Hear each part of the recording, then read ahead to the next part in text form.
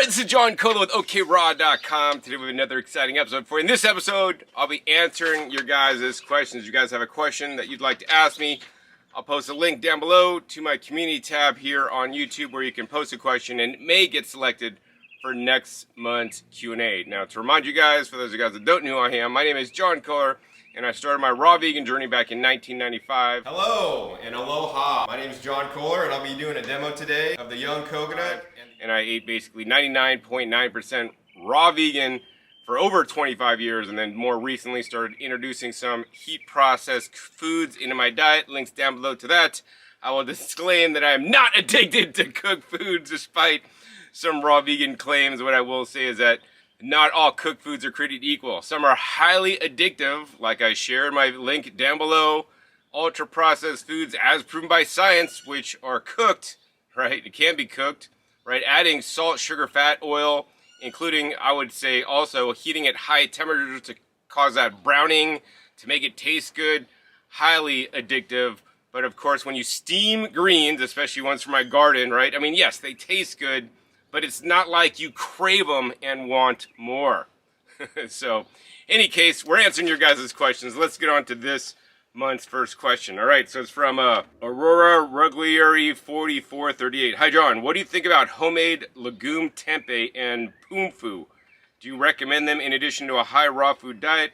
As for B12 supplementation, I found vitamin B12, which is fermented in an inactivated probiotic culture after fermentation, preserved with organic alcohol. What do you think about the fact that it contains alcohol? Would you recommend it? All right, so let's see. Homemade tempeh, legume, and pumfu. I had to actually look up pumfu because I wasn't aware what that is. So the tempeh is basically you cook the beans or legumes and then you ferment them with the bacteria. And so I am a big advocate of tempeh. I prefer to eat raw tempeh that has not been pasteurized when I could get it. There's a cool company called San Diego Tempeh that actually, if you see them at a farmer's market, you could buy it. They also sell San Diego tempeh at many different health food stores actually around the country. But when you buy the San Diego tempeh in the store, it has been pasteurized so it can be shelf stable. That being said, if you make your own, that's even better than buying any tempeh. I will say that I do buy just, pasteurized tempeh from the store these days, and will use it in place of beans because I believe it's actually taking beans. If you are steaming your beans, tempeh is beans to the next level because now it has actually the byproduct of the fermentation process, and also the beans are more broken down so they're more digestible. That's very important. And then the pumfu, basically, I guess that's like soaked and fermented or something. Maybe trying to make like tofu kind of stuff out of pumpkin seeds. So, I don't know that we need to necessarily process our pumpkin seeds into pumfu. I'd probably recommend fermenting them first and not adding calcium to them to make it like some kind of tofu alternative. I am not a fan of tofu. I think it is more highly processed than tempeh, where they're using, more, like real beans. They're grinding the beans, they're extracting the water, they're adding extra things to make it bind together. I know some of you guys might eat tofu. I'm just not into tofu. It's just too highly processed for me, and I'd rather just eat, steamed beans, the beans that could be sprouted and eaten, or even the tempeh. I'm also a big fan of fermented natto, which you could also make at home. I hope to have a video soon on that when I start experimenting on how to make natto in the Instant Pot. I am a big fan of fermented beans, actually even over and above, just cooked beans, because cooked and fermented beans, they're the next level. They're more digestible and have further health benefits, including being a fermented food. Of course, you could also make natto with other beans and potentially other foods as well. So I'll have to look into that more. And then as for the B12 supplementation, I'd kind of need to know the name of the B12 that you're looking at, but basically just because a B12 is in organic alcohol doesn't make it like, void in my mind. More important for me is, is the B12 active, and actually when you take it, will it actually increase your B12? I mean, I would, if I had to take a B12 with organic alcohol, I probably, it's in small amounts. It's not like I'm drinking alcohol purposely. It's probably just acting as a preservative. That being said, I've taken B12 supplements with other additives in there that aren't the super cleanest, but of course I feel that as long as it's meets a certain level of ingredient standards, taking a B12 is more important than not, right? So actually I think these days I even have like a chewable B12 that I'll take on occasion with some like non-caloric sweeteners like xylitol or something. And like I don't really see a problem with that. It's not like I'm making meals out of it, and I just take one every few days, if I remember. All right. Next question is from the BGB. Hi John, are there any non-organic fruits or vegetables you eat? Do you think it is okay to eat the Clean 15 if not organic? Thank you. All right, so yes, non-organic fruit or vegetables I eat. Yeah, so I mean, mostly I shop at organic stores that only sell organic foods. I also shop at some, Hispanic and Asian markets that sell non-organic items predominantly, although on rare occasion they will get an organic item. So there are certain fruits that I will eat non-organic. So for example, like mangoes. I just bought a bunch of mangoes, 50 cents, the other day, 2 for $1, and I had 4 of them today for breakfast. Also jackfruit. You can't really buy jackfruit non-organic. You could buy mangoes that are organic, but I find that mangoes that are organic generally are picked actually far unripe, and they're actually not as ripe as the unorganic ones. And of course, mangoes are a less sprayed item. That being said, irradiated mangoes are infiltrating the market actually. So like they had large, Hayden mangoes that were like from the same company that were hot water dipped, said it on the box. But then the Adolfos or the champagne mangoes by the same company were actually irradiated. So I will not buy irradiated fruits at all, unless they're not marked or I don't know. I'm not a big fan of that, so definitely watch out for that. There's a Redura symbol. We'll try to pop it up right there. If you guys see this on the fruit itself, on the sticker, which is not required by law, but they do have to put it on the box that the fruit comes in. But most of the time, you guys never get to see the box. But generally, if it's usually on tropical fruits that are imported from certain countries. And let's see, other fruits I'll get that are non-organic are jackfruit, because you can't really buy it organic. I'm not sure about the spray on jackfruit. I'll eat on rare occasion like non-organic bananas if I get them for free. Like I'm staying at a hotel and like on their breakfast bar, I eat basically nothing except maybe the nuts and the bananas that are non-organic if I absolutely don't have any other food. And then what else do I buy that's not organic? I'll buy non-organic avocados, and then maybe on a rare occasion non-organic papayas. I'll also buy some non-organic tuberous vegetables. So for example, I can't get purple ube organic, so I'll get it non-organic. I can't get things like the cassava root organic, so I'll buy it non-organic. I will also buy jicama non-organic, just because the price differential is so much less than the organic. Although organic jicama is available, but usually the quality is really poor. So yeah, there are a few fruits I buy that are non-organic, and then also non-organic things would also include things that are grown in a greenhouse. So if I am familiar with the company that's growing greenhouse grown, I don't just, it's grown in a greenhouse, I'll buy it. Some companies have better practices than others, so if I could determine the company, they're a larger company, and they mention that they use IPM, Integrated Pest Management, I'll buy it. So for example, brands like Windset and Sunset in general, I'll buy if there's not a good organic alternative. So for example, they have hothouse grown peppers and cucumbers that I will buy if I can't find a good price or good quality on, or ripe enough, cucumbers, peppers, or tomatoes actually. So I just buy, especially in the winter, I'll buy Campari tomatoes, but I guess I also buy organic Roma tomatoes that have no flavor. I'd rather buy the Camparis that are IPM, not organic certified, that actually have a better flavor than just the Romas that are just kind of like mush. And then the other thing is, is it okay to eat the Clean 15 if not organic? So only you could make that determination. I guess the question is, what is the alternative, right? Is the alternative you either buy the Clean 15 non-organic or you don't eat fruits and vegetables? Then I'd say by all means, buying the Clean 15 non-organic is definitely a good thing to do.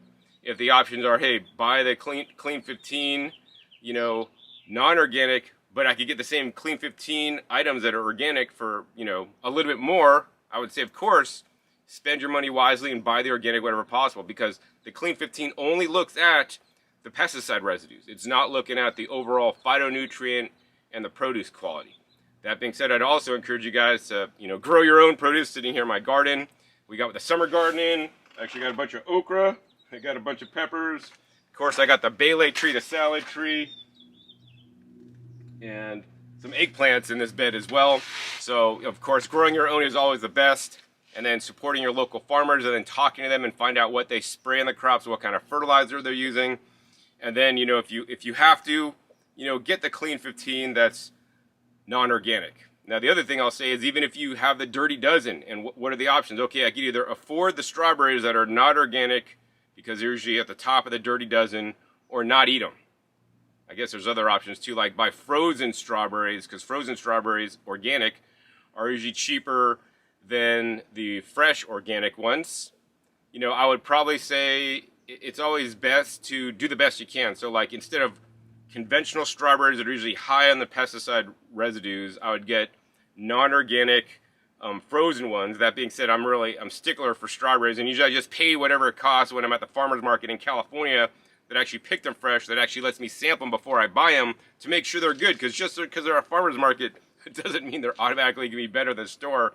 Sometimes on rare occasion, I'll actually get some high quality organic Driscoll strawberries that are like, wow, these came in a package and they got shipped. These are amazing flavor.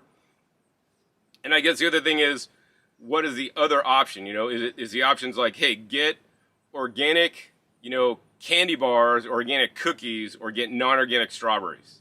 I would, in that case, I would say non-organic strawberries, even with the pesticide residues on them, are still better than the organic cookies and highly processed junk foods. Of course, you also want to do your best to wash them off and remove any pesticides that are on them, and hopefully there's no systemic pesticides.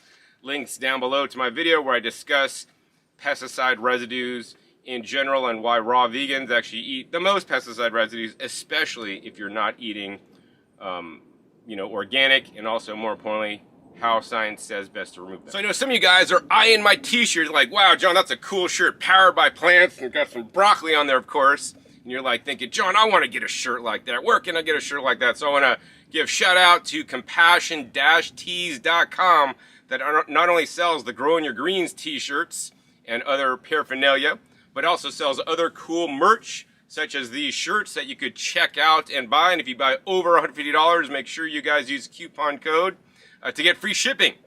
And actually, that is my video editor. So thank you, Sandra, for all you do with editing my videos and providing people cool shirts to share with them the power of plants. All right, let's go on. So next question is from Clive Miller, 456. John, Santa 929 stainless steel juicer. Is this a juicer you always wanted? Looking forward to review. All right, Clive. So the Santa 929, for those of you guys that don't know, is basically the Santa 727 that's made all stainless steel. So the body's stainless steel, all the juicing parts are stainless steel. Now, is it the juicer that I've always wanted? So I think it is definitely important to have an all stainless steel juicer, and I would rather personally use an all stainless steel juicer than a plastic juicer, obviously. That being said, while I do use my Santa 727, like I used it to juice like some bolting cilantro the other day, which I wouldn't have done in any other juicer.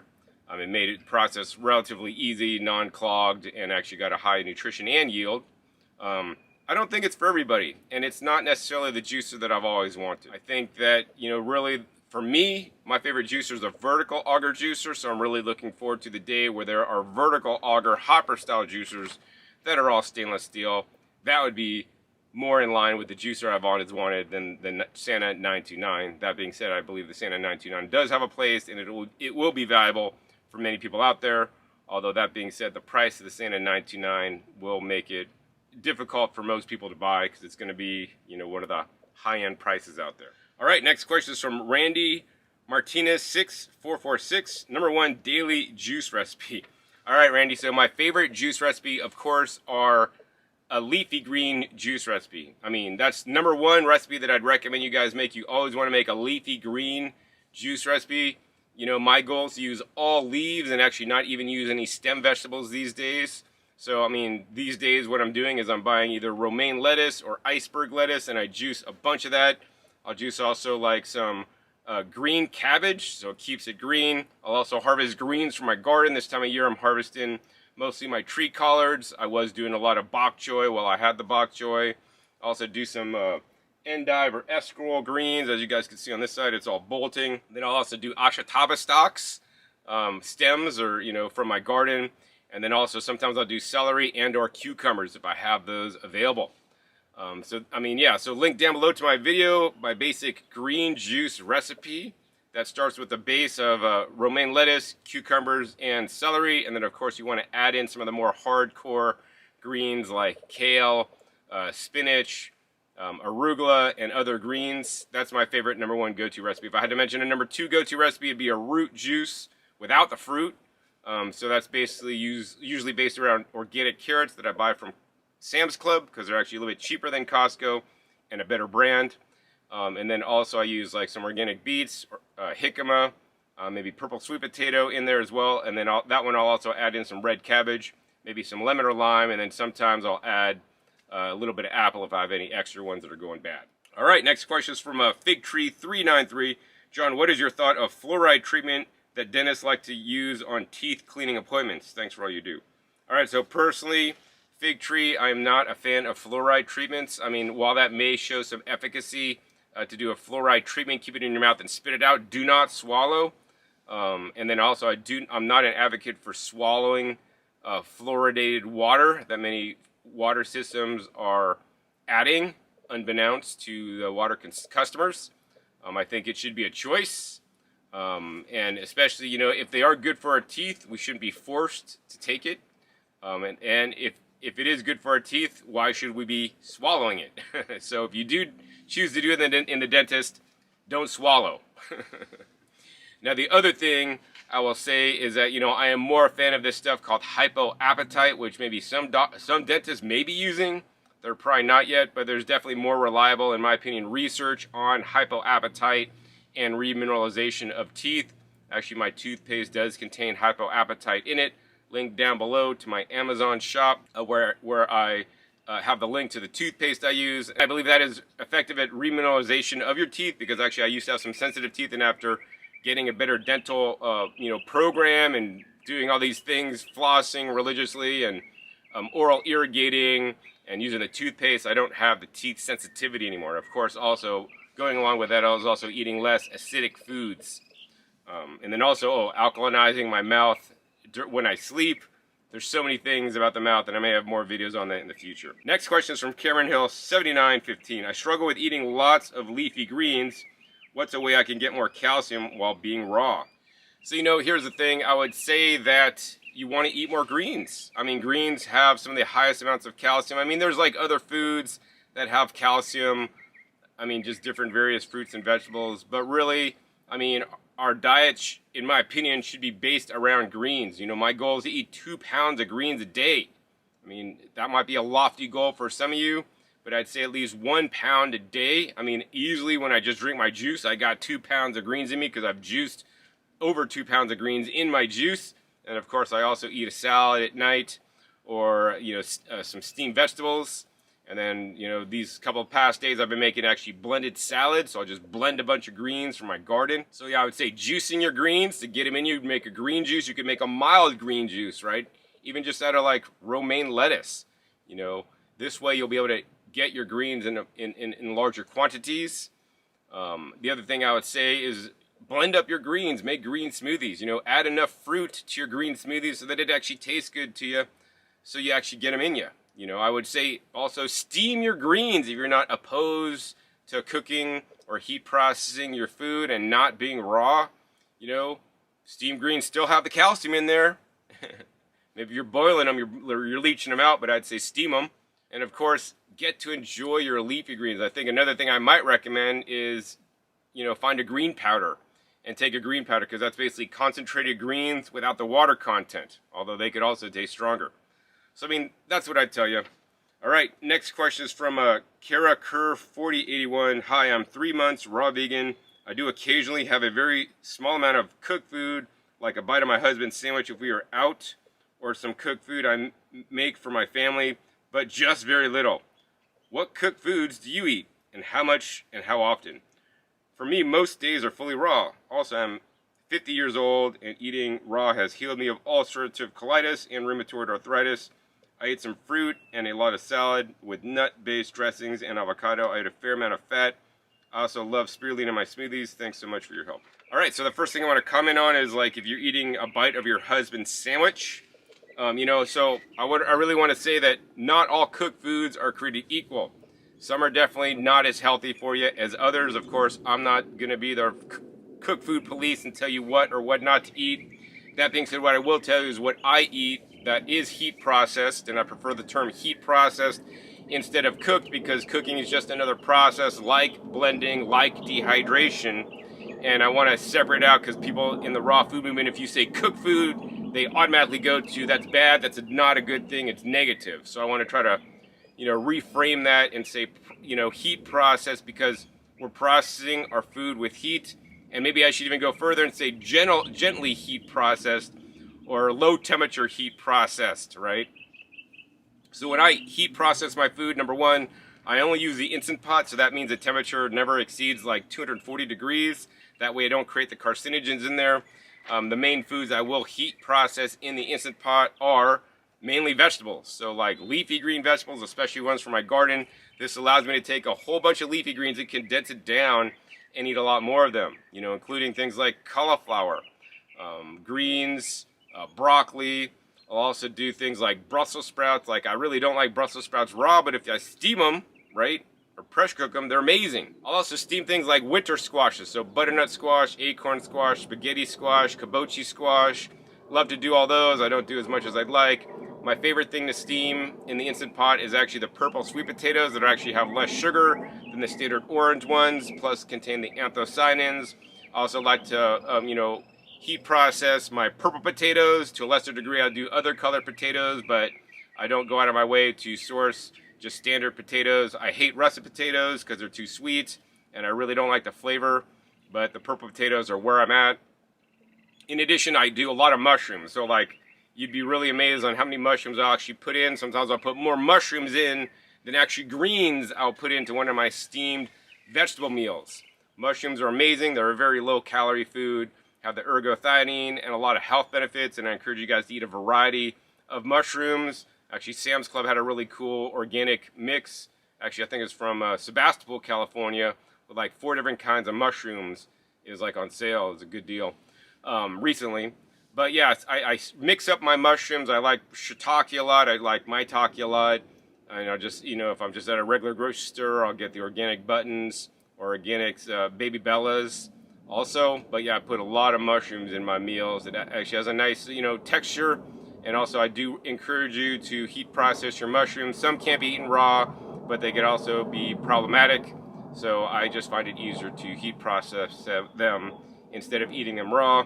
Now, the other things I will heat process include things like the beans. So I like to heat process or cook my beans in the Instant Pot, where I pressure cook them.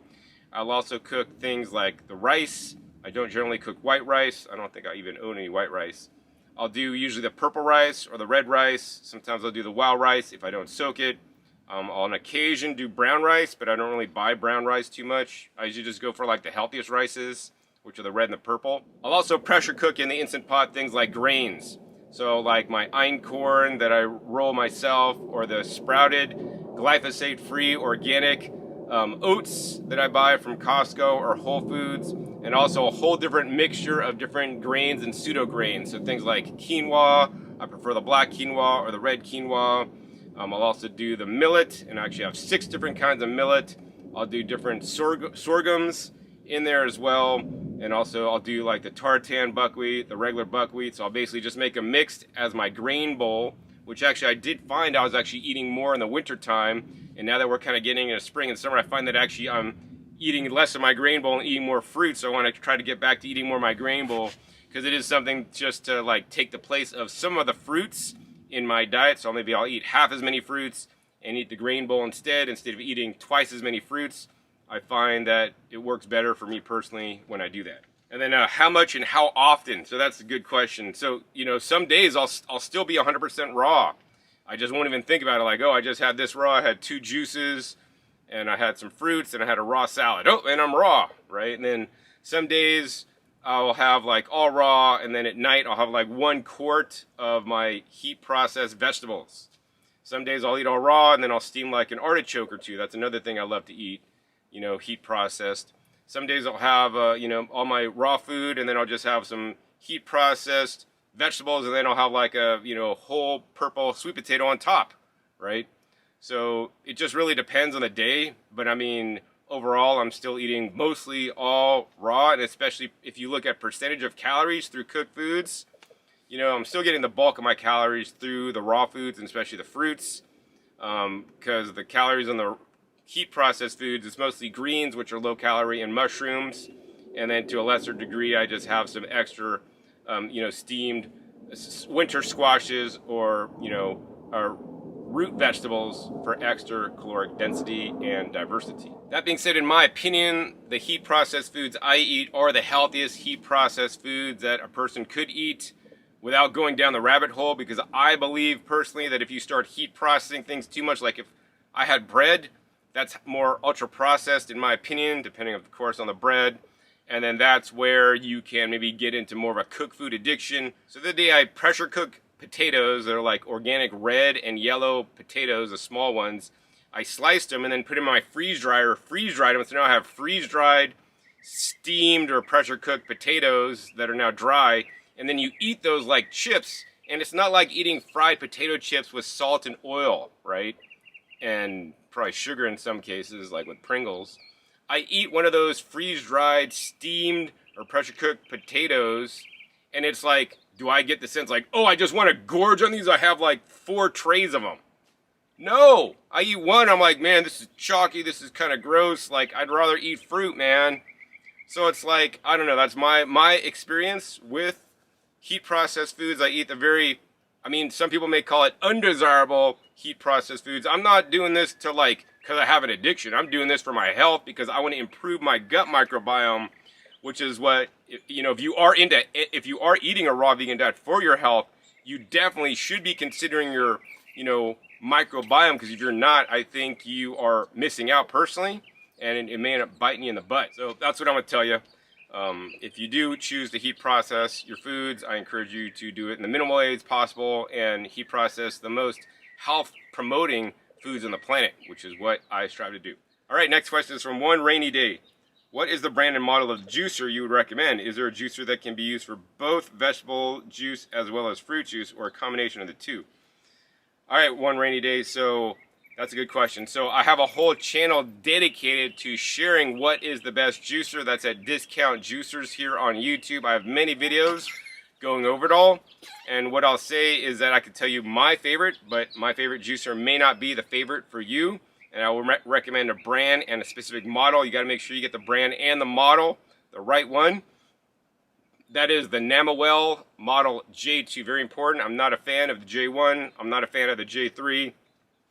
But the J2 is probably the best juicer that I've used to date, until something else that comes out. Now, the reason why I like the Nama is because it can juice leafy greens as well as fruits, as well as roots. It's a pretty good jack of all trades juicer, but it makes the whole juicing process easier, because you literally load up a hopper, and I do recommend the 3-liter hopper upgrade. You load everything up in there, you turn it on, and you can literally walk away, let the juicer do all the juicing. You come back to anywhere from 24 ounces to a quart and a half of juice if you have the large hopper and you're juicing more watery items, which is amazing. And then you got about 5 minutes of cleaning and you're done. Actually, I made this juice the other day. The juice I made the other day is actually the cilantro juice made in the Santa 727 combined with cucumber, apple, jicama juice, and ginger from the Nama J2.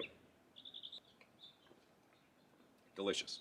If you guys want to buy the Nama J2, make sure you guys use coupon code DJ10 at namawell.com.